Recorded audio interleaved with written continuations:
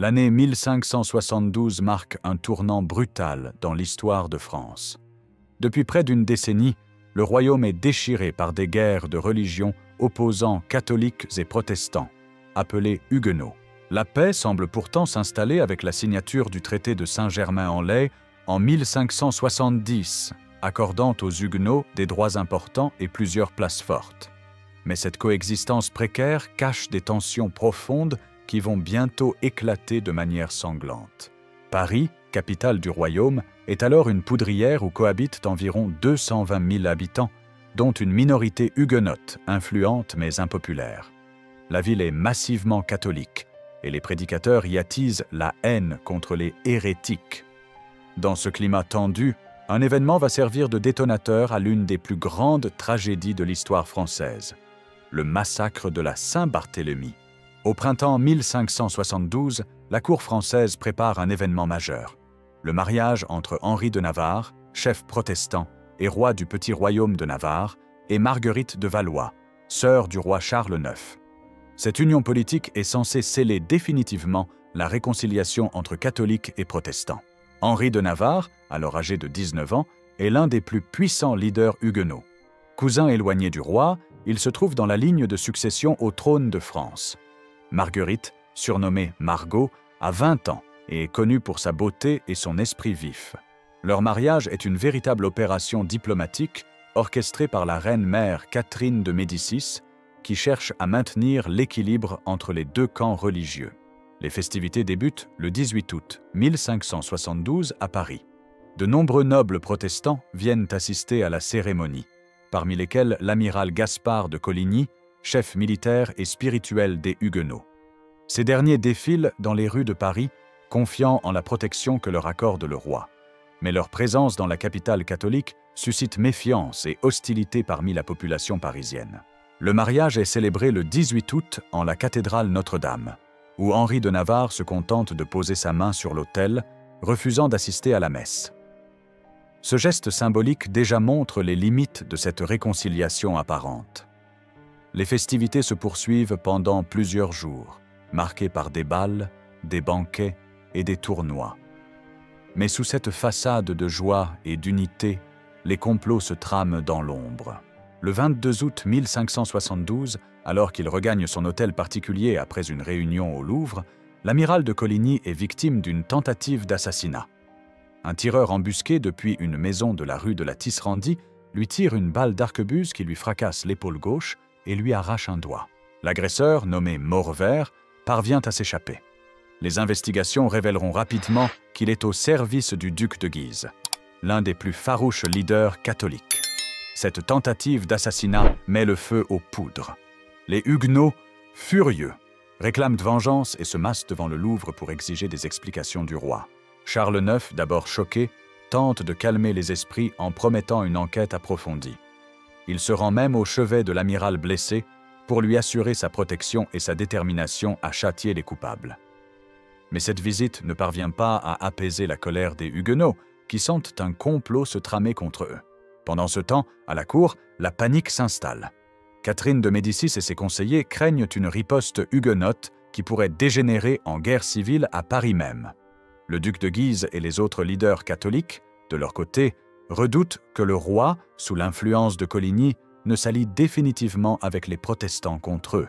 Dans ce climat de paranoïa et de suspicion, la décision va être prise d'éliminer préventivement les leaders huguenots présents à Paris avant qu'ils ne puissent organiser une vengeance. Le 23 août au soir, un conseil exceptionnel se réunit au Louvre en présence du roi Charles IX, de sa mère Catherine de Médicis et des principaux conseillers royaux. Les versions divergent sur ce qui s'est exactement dit lors de cette réunion cruciale, mais les conséquences sont claires. La décision est prise d'éliminer les leaders protestants. Selon certains témoignages, c'est Catherine de Médicis qui aurait convaincu son fils d'agir, lui présentant l'élimination des leaders huguenots comme un mal nécessaire pour éviter une guerre civile. D'autres sources affirment que ce serait le roi lui-même qui, exaspéré par les pressions des deux camps, aurait finalement cédé à la colère en s'écriant « Qu'on les tue tous, je le veux !» Quoi qu'il en soit, les ordres sont donnés dans la nuit du 23 au 24 août. Le duc de Guise est chargé de s'occuper de l'amiral Coligny, tandis que d'autres seigneurs catholiques reçoivent la mission d'éliminer les principaux nobles protestants. Le prétexte officiel sera l'exécution de la justice royale contre les comploteurs ayant ourdi l'attentat contre Coligny. Les préparatifs s'organisent dans le plus grand secret. Les listes de protestants à éliminer sont distribuées, les armes sont préparées et les signes de reconnaissance sont convenus. Les portes de Paris seront fermées pour empêcher toute fuite et les habitants seront avertis par le son de la cloche de l'église Saint-Germain-l'Auxerrois, située juste en face du Louvre. Dans la nuit du 23 au 24 août 1572, jour de la Saint-Barthélemy, le plan est mis à exécution. Vers 2 heures du matin, la cloche de Saint-Germain-l'Auxerrois se met à sonner, donnant le signal du début des opérations. Une première troupe menée par le duc de Guise se dirige vers l'hôtel où l'amiral Coligny est convalescent. Après avoir enfoncé la porte, il le trouve dans son lit. Un des hommes de Guise, nommé Besme, le poignarde avant de le jeter par la fenêtre. Son corps est ensuite traîné dans les rues, décapité et émasculé, sa tête étant envoyée au pape et au duc de Savoie. Pendant ce temps, d'autres groupes s'attaquent aux nobles protestants logés dans différents quartiers de Paris. Beaucoup sont surpris dans leur sommeil et massacrés sans pouvoir se défendre. Certains parviennent à s'échapper, comme Henri de Navarre qui est contraint d'abjurer le protestantisme pour sauver sa vie, ou le prince de Condé qui réussit à fuir déguisé en paysan. Le massacre dépasse rapidement le cadre initial prévu. Excités par le sang et encouragés par les autorités municipales catholiques, les Parisiens se mettent à chasser et tuer tous les protestants qu'ils peuvent trouver. Les maisons sont pillées, les femmes et les enfants ne sont pas épargnés. Les rues de Paris se transforment en un véritable enfer où règne la loi de la vengeance et de la haine religieuse. Le roi Charles IX, selon les témoignages, assiste depuis une fenêtre du Louvre à certaines de ces exactions. Il ordonnera finalement l'arrêt des massacres le lendemain après-midi, mais le mal est déjà fait. On estime qu'environ 3000 protestants ont été tués à Paris durant ces 2 jours de folie meurtrière. La nouvelle du massacre parisien ne tarde pas à se répandre dans le reste de la France. Dès le 26 août, des courriers sont envoyés dans les provinces pour informer les gouverneurs et les autorités locales de ce qui s'est passé. Les réactions sont variées, mais dans de nombreuses villes, le massacre va se reproduire avec une intensité variable. À Orléans, le gouverneur reçoit l'ordre de faire main basse sur les Huguenots, mais il hésite à l'exécuter. Finalement, sous la pression de la population, il laisse faire, et environ 500 protestants sont tués. À Rouen, les massacres débutent le 29 août et font environ 600 victimes.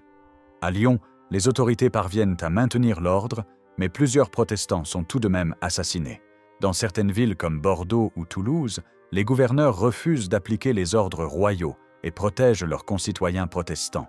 Mais dans d'autres, comme Meaux ou Saumur, les massacres sont particulièrement violents, dépassant parfois en cruauté ceux de Paris. Au total, on estime que le massacre de la Saint-Barthélemy a fait entre 10 000 et 30 000 victimes dans toute la France. Ce chiffre reste controversé, les sources de l'époque étant souvent partiales et exagérées. Quoi qu'il en soit, l'impact démographique et psychologique sur la communauté protestante est considérable. La nouvelle du massacre de la Saint-Barthélemy provoque une onde de choc dans toute l'Europe. Les réactions varient selon les pays et les confessions religieuses.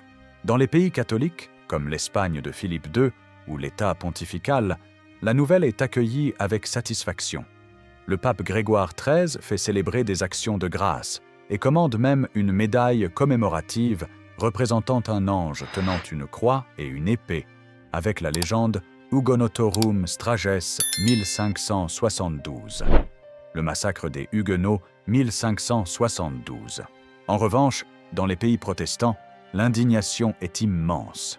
En Angleterre, la reine Élisabeth Ier, bien que prudente dans ses réactions officielles, exprime sa consternation. Aux Provinces-Unies, en Allemagne et en Suisse, des manifestations de colère éclatent et des pamphlets violemment hostiles à la France sont distribués. Sur le plan politique, le massacre de la Saint-Barthélemy marque la rupture définitive entre catholiques et protestants en France. La Troisième Guerre de religion, qui avait pris fin avec le traité de Saint-Germain-en-Laye, est immédiatement suivie par une 4e guerre encore plus violente. Henri de Navarre, après avoir été contraint d'abjurer, parvient à s'échapper de Paris en février 1576 et retourne au protestantisme. Il devient le chef incontesté du parti huguenot et mène la lutte contre le pouvoir royal pendant plusieurs années. Le massacre affaiblit également l'autorité de la monarchie française. Charles IX, qui n'avait que 22 ans au moment des faits, semble profondément traumatisé par cet événement. Il meurt 2 ans plus tard, en 1574, laissant le trône à son frère Henri III, qui hérite d'un royaume déchiré et d'une autorité monarchique fortement ébranlée. Pour comprendre pleinement le massacre de la Saint-Barthélemy, il faut remonter aux causes profondes qui ont mené la France au bord de la guerre civile. La réforme protestante, introduite en France dans les années 1520 à 1530, a rapidement gagné des adeptes, notamment parmi la noblesse et la bourgeoisie. Le protestantisme français, appelé calvinisme d'après son inspirateur Jean Calvin, prône une lecture personnelle de la Bible et rejette de nombreux dogmes et rituels catholiques. Cette remise en cause de l'ordre établi est perçue comme une menace par l'Église catholique et par le pouvoir royal. Les tensions religieuses s'ajoutent à des tensions sociales et politiques. La noblesse protestante, menée par des familles puissantes comme les Condé et les Châtillon, dont fait partie l'amiral de Coligny, cherche à préserver ses privilèges face à une monarchie de plus en plus centralisée. La bourgeoisie protestante, quant à elle, est souvent en conflit avec les corporations catholiques dans les villes. Sur le plan international, la France est entourée de puissances catholiques, comme l'Espagne et le Saint-Empire, mais aussi de nations protestantes comme l'Angleterre et les Provinces-Unies. Les conflits religieux français sont donc également des conflits géopolitiques, chaque camp recevant le soutien de puissances étrangères. La famille royale elle-même est divisée. Si Charles IX est officiellement catholique, il est influencé par sa mère Catherine de Médicis, qui pratique une politique d'équilibre entre les deux camps.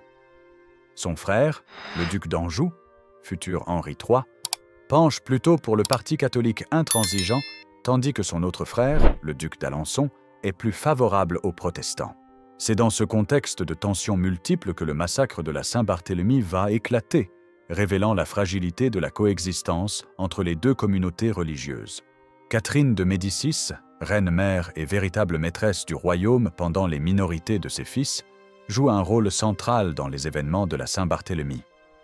D'origine italienne, elle est souvent perçue comme une étrangère par la noblesse française, ce qui la contraint à manœuvrer constamment pour maintenir son influence. Sa politique est marquée par un pragmatisme machiavélique. Elle cherche avant tout à préserver l'unité du royaume et le pouvoir de la monarchie face aux ambitions des grands seigneurs, qu'ils soient catholiques ou protestants. Pour cela, elle n'hésite pas à changer d'alliance et à jouer sur les divisions de ses adversaires. Dans les années qui précèdent la Saint-Barthélemy, Catherine tente de maintenir un équilibre précaire entre les deux camps. Elle organise des colloques théologiques pour tenter de trouver un compromis religieux et négocie des édits de pacification accordant des droits aux protestants tout en maintenant le catholicisme comme religion d'État. Le mariage entre Henri de Navarre et Marguerite de Valois est l'une de ses initiatives les plus audacieuses pour sceller la réconciliation.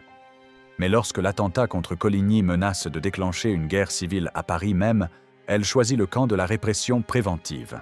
Les historiens débattent encore aujourd'hui de sa responsabilité exacte dans le déclenchement du massacre. Certains la présentent comme l'instigatrice principale, d'autres comme une victime des circonstances qui a perdu le contrôle de la situation.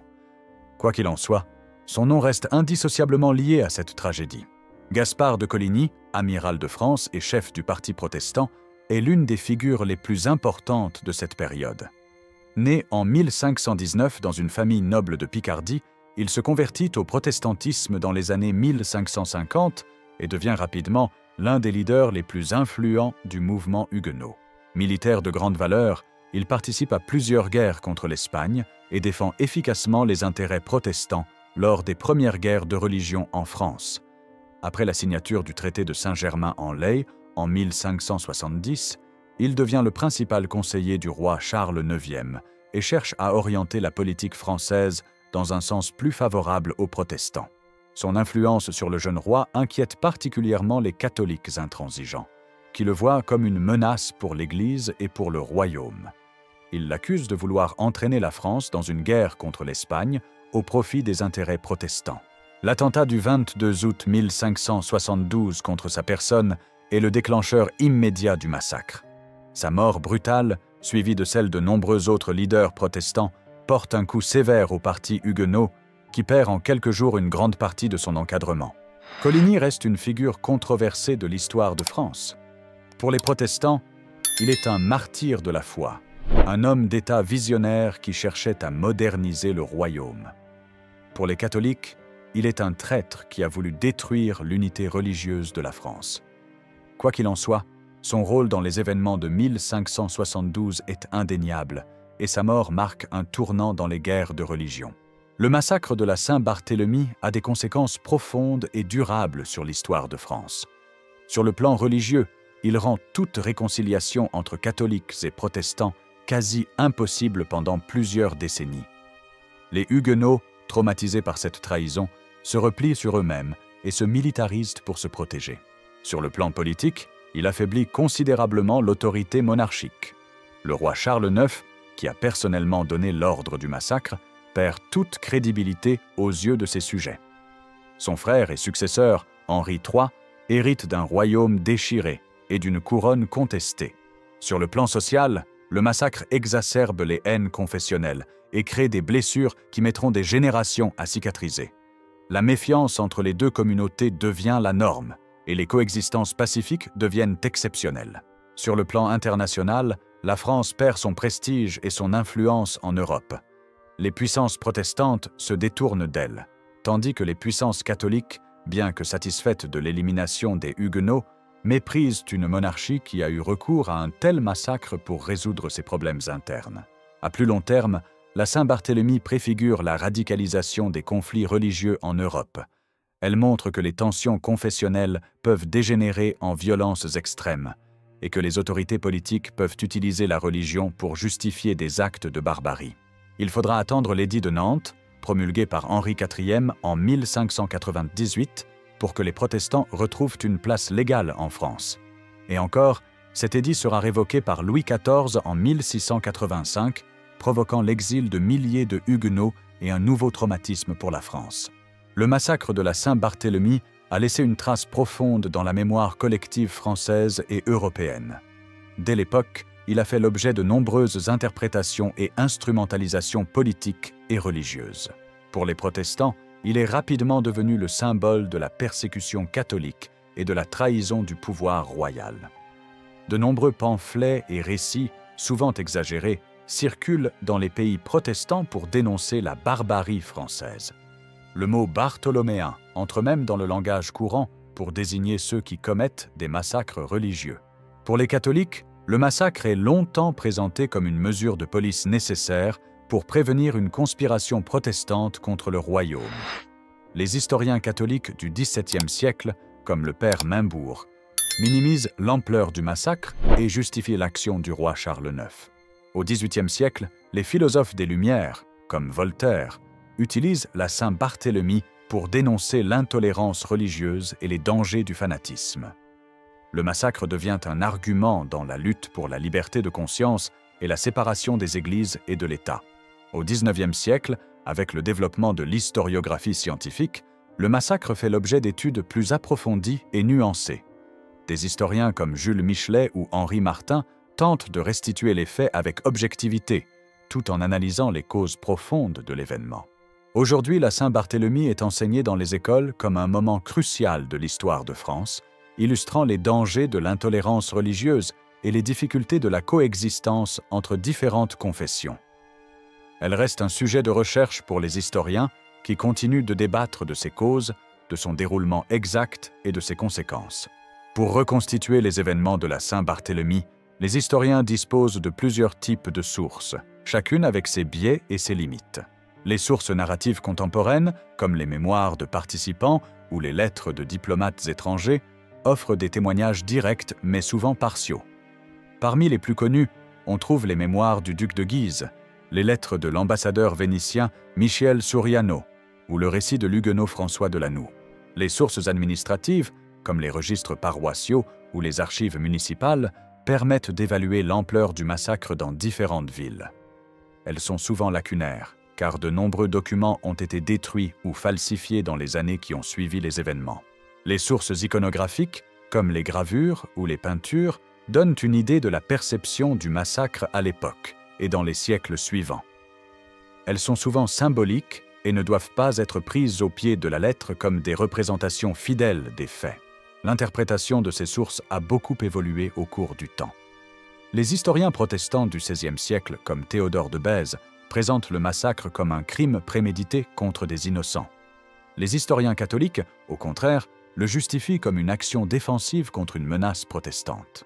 Au XXe siècle, des historiens comme Denis Crouzet ou Barbara Diffendorf ont proposé des interprétations plus nuancées, insistant sur les tensions sociales et politiques derrière le conflit religieux. Plus récemment, des chercheurs comme Jérémy Foa ont utilisé des méthodes quantitatives pour évaluer précisément le nombre de victimes et la géographie du massacre. Malgré ces avancées, de nombreuses zones d'ombre subsistent, notamment sur le rôle exact de Catherine de Médicis et de Charles IX, ou sur l'étendue de leur responsabilité dans le déclenchement et l'extension du massacre.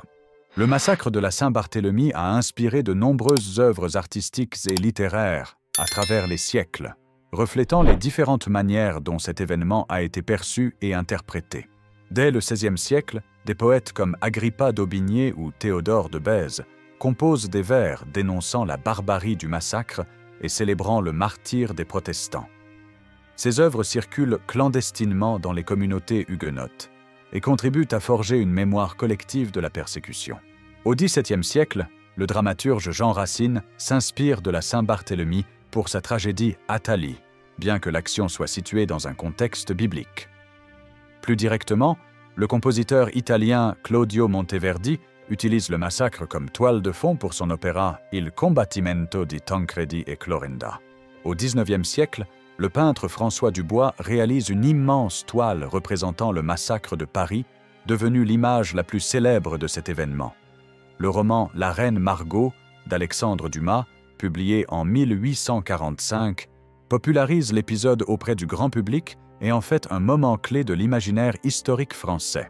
Au XXe siècle, le massacre inspire des œuvres cinématographiques comme La Reine Margot de Patrice Chéreau, 1994, ou des romans historiques comme Le Collier de perles de Robert Merle. Ces œuvres, bien que parfois romancées, contribuent à maintenir vivante la mémoire de la Saint-Barthélemy dans la culture populaire. Plus récemment, des jeux vidéo comme Assassin's Creed Unity ou des séries télévisées comme Le Bazar de la Charité intègrent des références au massacre, montrant sa persistance dans l'imaginaire collectif français. Plus de 4 siècles après les faits, le massacre de la Saint-Barthélemy conserve une résonance particulière dans notre monde contemporain. Il nous rappelle les dangers de l'intolérance religieuse et les conséquences tragiques que peut entraîner la haine de l'autre. Dans un contexte où les tensions intercommunautaires ressurgissent dans de nombreuses sociétés, la Saint-Barthélemy sert de mise en garde contre les discours de haine et les stigmatisations collectives. Elle montre comment des préjugés religieux peuvent se transformer en violence extrême lorsque les autorités politiques les exploitent ou les laissent s'exprimer. L'événement illustre également les risques d'une instrumentalisation politique du religieux. Si les motivations profondes du massacre sont complexes, mêlant enjeux de pouvoir, tensions sociales et craintes géopolitiques, le discours officiel l'a présenté comme une nécessité religieuse, justifiant ainsi l'injustifiable. La Saint-Barthélemy nous interroge enfin sur les responsabilités des élites face à la montée de la violence. En montrant comment des dirigeants politiques, confrontés à une situation qu'ils ne maîtrisent plus, ont choisi la solution extrême du massacre, elle nous rappelle l'importance d'une gestion prudente et respectueuse des différences dans une société pluraliste. Face à ces défis, l'histoire de la Saint-Barthélemy nous invite à cultiver la tolérance, le dialogue et la compréhension mutuelle. Elle nous montre que la coexistence entre différentes communautés, si elle est difficile, n'est pas impossible, à condition que chacun y mette du sien et que les autorités politiques garantissent la protection de tous les citoyens, quelle que soit leur confession. Le massacre de la Saint-Barthélemy reste l'un des événements les plus sombres et les plus controversés de l'histoire de France.